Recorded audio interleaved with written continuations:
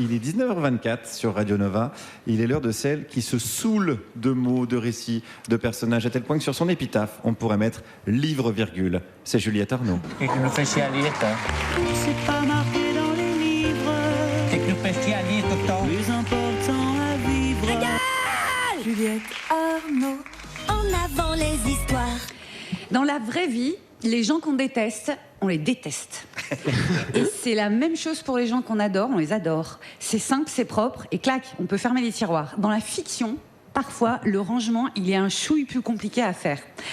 Et parfois, il y a des personnages féminins qu'on adore détester ou qu'on se déteste d'adorer. Vous croyez que vous voyez pas ce que je veux dire, mais si, souvenez-vous de 2006.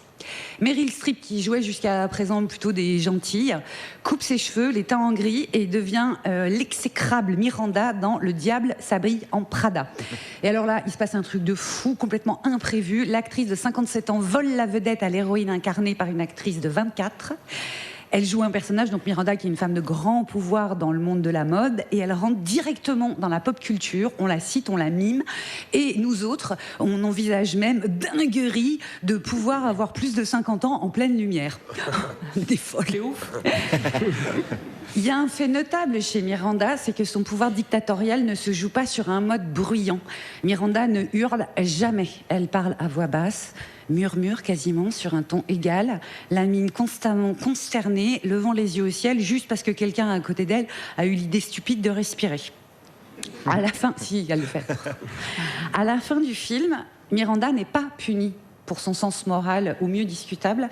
Elle est assez seule, certes, mais elle est sur le toit du monde. Et je prends le pari que le modèle de base de Meryl Streep pour créer Miranda, c'est Scarlett O'Hara, qui est, à mes yeux, la papesse pour exprimer l'ennui ressenti vis-à-vis de tout ce qui s'oppose à ses désirs. Oui, Scarlett O'Hara, d'Autant en emporte le vent, film de 1939, franchement raciste. Mais voilà. Dans ce film, il y a Scarlett O'Hara, écrit au départ par une romancière, Margaret Mitchell, et elle propose ce personnage de femme ambivalente qui a fasciné littéralement des générations et des générations de spectatrices. Scarlett, elle est indiscutablement égoïste, avide, manipulatrice. Son troisième mari, qui l'aime pourtant, dit d'elle « Vous êtes égoïste et rusée, mais capable de regarder les choses en face. » Il lui dit aussi « Vous êtes une femme sans cœur, mais ça fait partie de votre charme. » Beaucoup de mais dans cet amour. Sa nourrice, qui n'est pas plus dupe que Red Butler de Scarlett, et qui est consciente du pouvoir de Scarlett sur les hommes, lui dit « T'es une mule déguisée en pur sang ».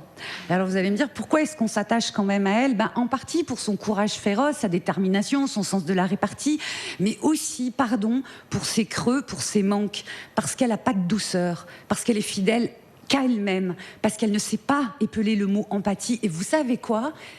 Ça nous change, ça nous repose. Et enfin, pour finir, si Scarlett est victime, c'est jamais que d'elle-même. Et au fond, elle s'en fout. Parce que comme elle le dit à la fin du film, demain est un autre jour.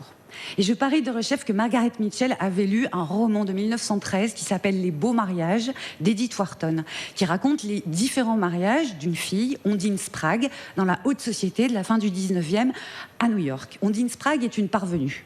Son père, il fait de l'argent à Wall Street, mais il a débuté. On peut dire les deux. Ouais, non, ça va pas marcher pour mon histoire. Il a débuté commis d'épicerie. Ondine Spragg, elle est jeune, elle est belle, elle est redoutable, elle est sans scrupules, sans culture, insatisfaite permanente, colérique.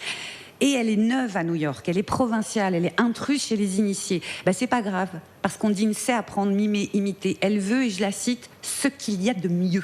Et cette traque du mieux se fera grâce à ces différents mariages. La première phrase du roman, sa mère est en train de lui dire « Ondine Spragg, comment osez-vous » Voilà, c'est ça le truc. Ondine ose, y compris le pire. Sofia Coppola, la réalisatrice, elle a une très bonne formule pour définir cette fascination trouble qu'exerce sur nous Ondine. Elle dit « On la regarde comme on regarde un accident de voiture et on ne peut pas s'empêcher de la soutenir. » Moi, je dirais même plus, c'est regarder un crash automobile et on est pour le chauffard.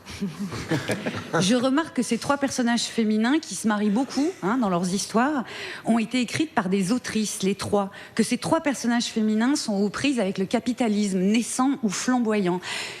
Que c'est une guerre, le capitalisme, qui ne couronne que les impitoyables. De sorte que sur ma pierre tombale, veuillez écrire « non mariée, non riche ». Elle avait néanmoins hâte de boire le thé avec Scarlett, Ondine et Miranda. Juliette Arnaud. Merci Juliette. Donc, vous pouvez retrouver la chronique en podcast, en vidéo sur toutes les applis. Et évidemment, bien sûr, faites-le. Partagez Juliette Arnaud dans tous les sens.